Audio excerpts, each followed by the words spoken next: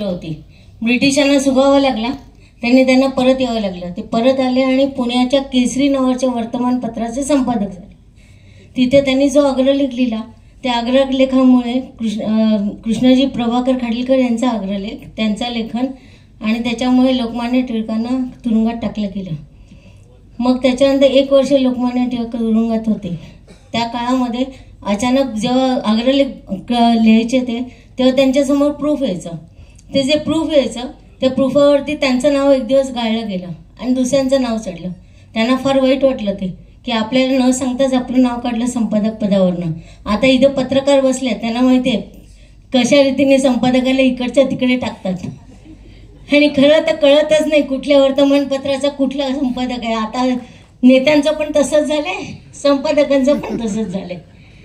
मग काय झालं, ते म्हणाले अपमान असं हे मजला आणि ते तिथून परत आले. घरच्यांनी विचारलं आता काय करणार, केसरीमधून तुम्ही संपादक पद सोडलं, पुढे काय? ते बोलले पुढे काय, मी वह्या आणि पेन्सिली घेऊन आले आणि लिहिलं संगीत मानपमान.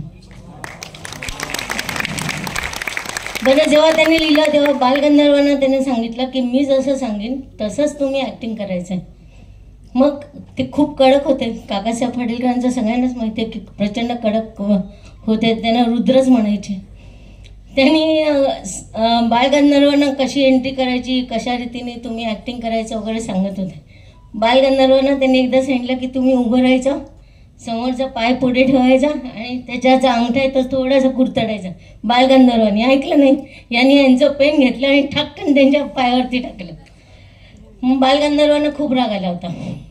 मग त्याच्यानंतर ते बालगंधर्व म्हणाले हे काय मानापमानचा माझा अपमान करताय का? ते म्हणाले अहो तुम्ही गीता अतिशय उत्तम गीतकार आहात, पण जेवढा गीतकार महत्वाचा आहे तेवढा लेखकही महत्वाचा आहे. पुढे आयुष्यामध्ये काय झालं, प्रचंड गाजलं मानापमान. तेव्हा त्याची स्टोरी यांनी सांगितलीच की मानापमानाच्या वेळी बालगंधर्वांची नानी बाळ जे होतं ते मरण पावलं. ते म्हणाले की प्रेक्षकांचे कधी निराशा करता कामा नये. आणि बालगंधर्वांचं असं म्हणाल्यावरती मानापमानाचं पहिलं नाटक जे होतं ते 1911 मध्ये 1911 मध्ये व्यवस्थित सादर झालं आणि मानापमान अजरामर झालं. पुढे पण त्याच्यात त्यांनी काय केलं, बालगंधर्वांनी काकासाहेब खाडीलकरांना एक बुद्धिबळाचं पट दिलं.